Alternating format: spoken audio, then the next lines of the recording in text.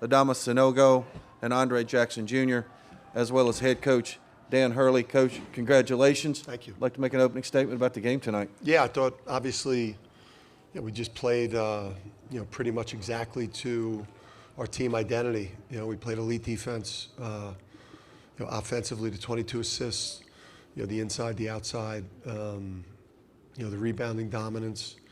And really where we are right now is exactly where we talked about where we would be when we got together after we lost the first round game last year. We met in that boardroom, and the three of us sat together and we talked about this is where we were going to be. Wow. So we're exactly where we thought we would be, and obviously we're thrilled to play one more to go to the Final Four. If we could raise our hands if you have questions, please let's direct our questions to the student athletes first, and then we'll direct them to Coach. Right in front here. Gavin Key from the London Day. Guys, what was the difference in this game as far as the quick start?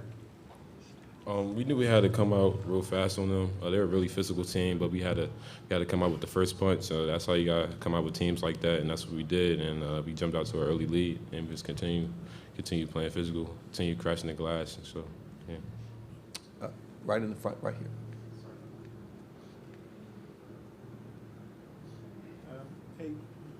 Hey, Jordan. Bob Holt, Arkansas Democrat Gazette.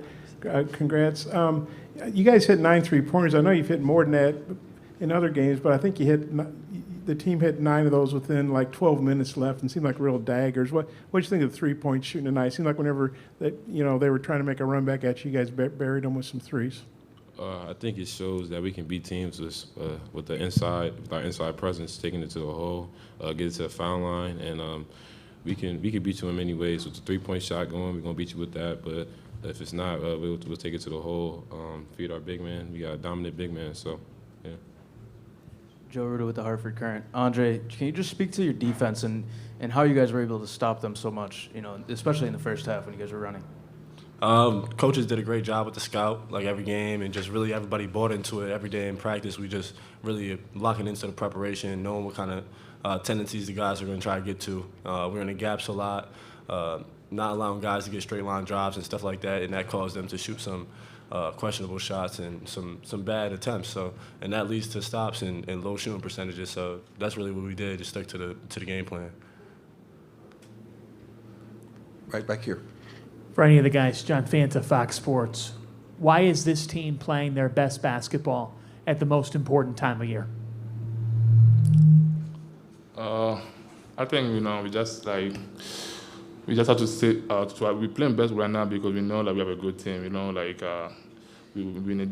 for UConn. UConn is a place people care about you. People want to see you good. So we know that we own something to UConn fans. That's why we everything we play.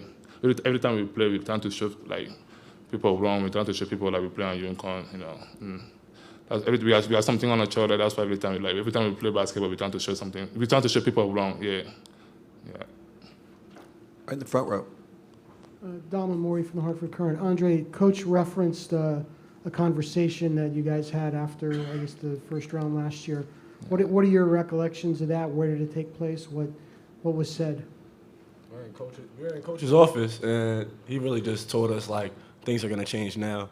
And he had told us we're all captains, and that we also hold part of that on our shoulders too. We're going to take part of that blame when you feel that pain. So we really just, from that moment on, from that day on, we just all held each other to a higher standard and just told each other that we're gonna push for a national championship. We're gonna push for that type of standard every day in practice, and we're gonna hold each other to that. Okay, we're going to take a question from Zoom. This is from Dan Tortora. Go ahead, Dan. To each of the student athletes, just what you can say about having the energy of Coach Hurley and just what that's meant to you, how you feed off of his energy, and how you really did believe the words that he said when he said that you would be back, but in a different way this season and get farther. I say this all the time. Coach Hurley's my favorite coach I ever played under. Gives me the confidence, gives me the green light. He believes in me. So just hearing that, saying that after the season, I knew how to change my game in a big way, how to take a big step, and that's what I did. Worked on my game all summer, worked really hard, met with these guys all the time, talked about what we wanted to do, our goals, and So yeah. Another question on Zoom, Chris Heidel from Herb FM. Hey, this is Chris Seidel from Hermiston Radio in Baltimore. Congratulations on the win. This is for Jordan. You were perfect at the free throw line, 9 for 9. Is that something that you've been working on during the year to be good at the foul line, or is it something better with your 3-pointers? Absolutely. I mean, as a shooter, you gotta be able to hit free throws. I mean, the easiest points you'll get in the game. So, yeah. Anything else for student athletes? Okay, right down here, Bob. Yeah, this would be for Adama and Andre. You guys out-rebounded.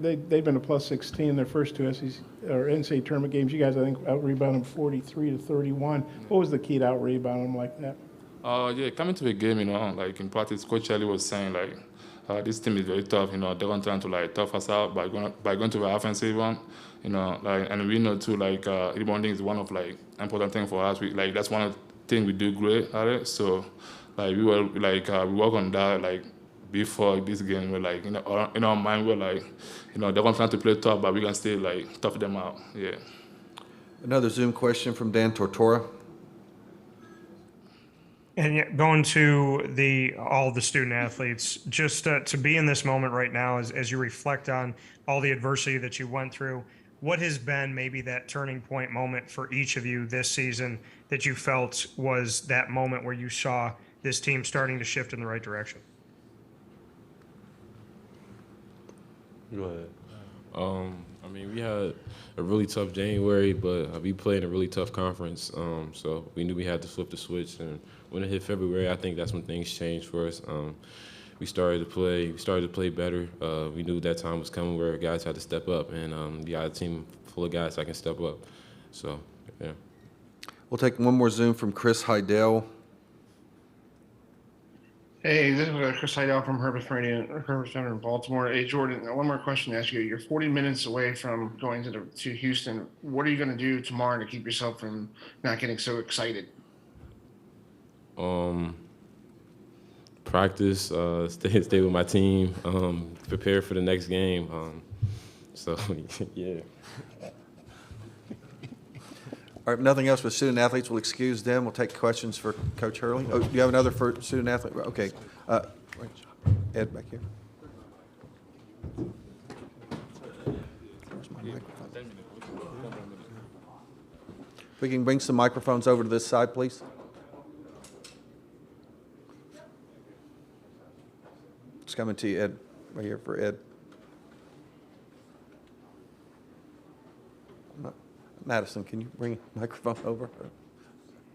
Go to Ed first, back here in the back. Third row back, thank you. Ed Graney, Review-Journal, Las Vegas. Coach, the three that just left, what did you know about them intangible-wise that when you had that meeting, they could become this? Yeah, I just thought that, you'd have a kind of a do-it-all, all-out action player in Andre, right? A facilitator, a defensive stopper, somebody that would ignite our transition game. You obviously you had the low post dominant scorer, and then you had the big time shooting guard. So I apologize to them for not having enough around them in that New Mexico State game in terms of enough shooting and enough different ways to open up things for them, and that I'm going to build a roster around you. You're going to have enough help around you, both through Donovan and Caravan coming in, and then some strategic additions via transfer, that we will not be back in this same position feeling like we do again next March. Okay, right here, and well, either way. Gavin Key from the London Day. There's a play where I think Tristan misses a three. Andre flies in for the rebound, kicks it back out to Jordan, hits it. When he makes plays like that, how does that kind of change things? Yeah, I mean, he's just such a unique player. I mean, he's maybe, the most exciting player in college in a long time that maybe doesn't average like double-figure points, right? Like Andre Jackson, when he's playing, you can't take your eyes off of him, getting you extra possessions on the offensive glass that leads to open threes, because those are sometimes the best threes you get. And then what he does in transition when he takes it off the defensive glass. And he's our best post feeder, and we've got two dominant big guys. Okay, right here. John Titel from Hoops HD. Coach, you just won a Sweet 16 game by 23 points. Your son's on the court. Your dad and your family's in the stands. Your college coach is doing radio on press row. I don't want to oversell it, but where does this rank among the best days of your life? Well, best day of my life was when I met my wife, Andrea, and got married, right? I got to obviously say that, and I actually mean it. Some men wouldn't mean that. I mean it. I would just say, basketball for me, there's, as a player, it wasn't a joyride.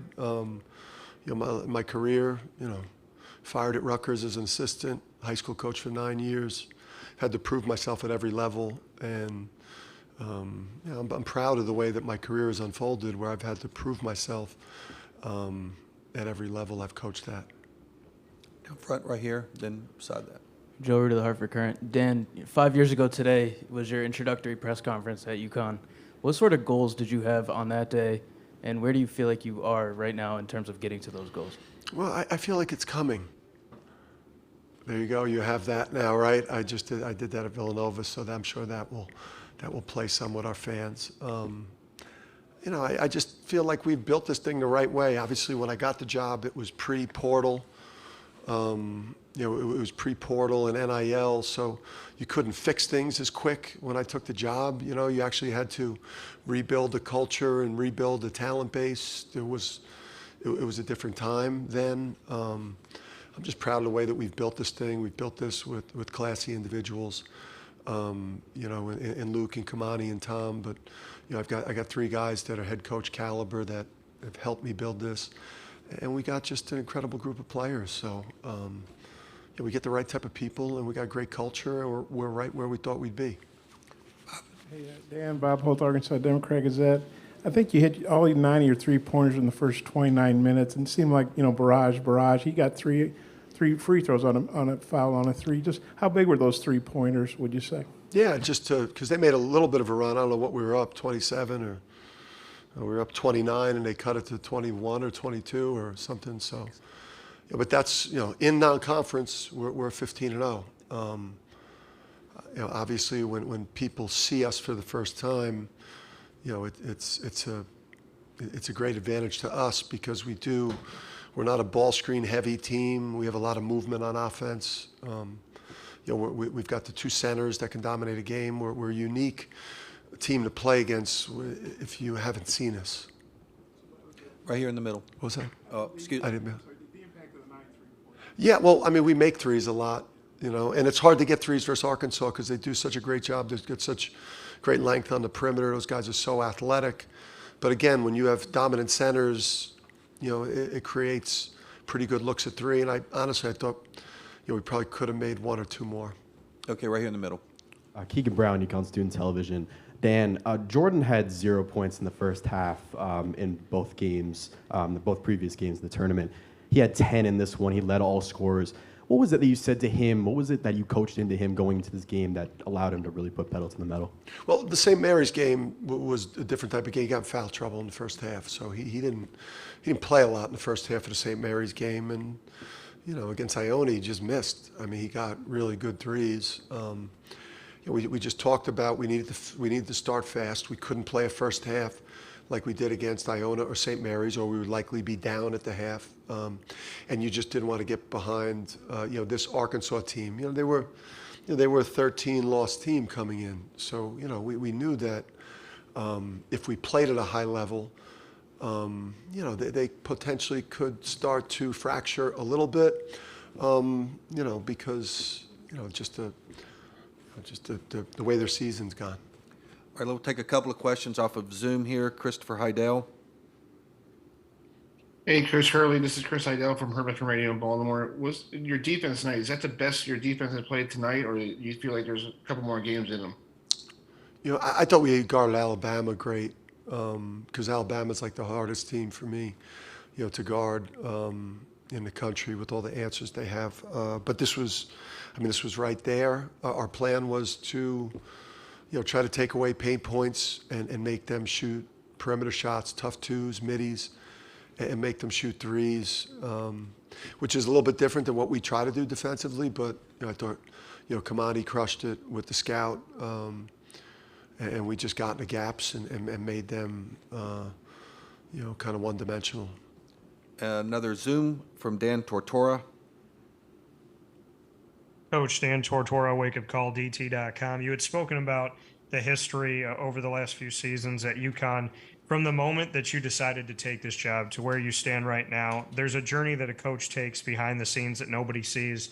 What are you most appreciative of that journey that you've had so far as you sit here tonight? Just the way we've done it, the way we've done it. I mean, we're not transactional program. I just think that we recruit great people that want to come to UConn for the right reasons. We don't lie to them. We don't cheat to get them. We develop our young players and, mix in transfers to supplement. So we're all about player development. We're all about our culture. And just the way that we do, the way that we go about things, I think is, I'm proud of. I'm proud of how we've gotten here. One more with Bob, and then we're going to let Coach go. Dan, I know the first two NCAA tournament games, I think you were up one, then or down one, then up one. Today against Arkansas, a pretty good team, you're up 17, I think. What was the difference about the first half, and how big was that? I don't think Arkansas ever led. Yeah, we just, we got off to a fast start offensively. I mean, we were really sharp. Our passing was sharp.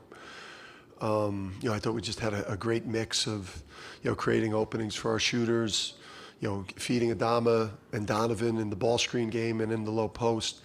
We were coming at them from so many different places offensively. I think we just had them on their heels, and then when we did get defensive rebound opportunities, we were able to, to create some things in transition. I just think we were able to get them on their heels like straight away in the game.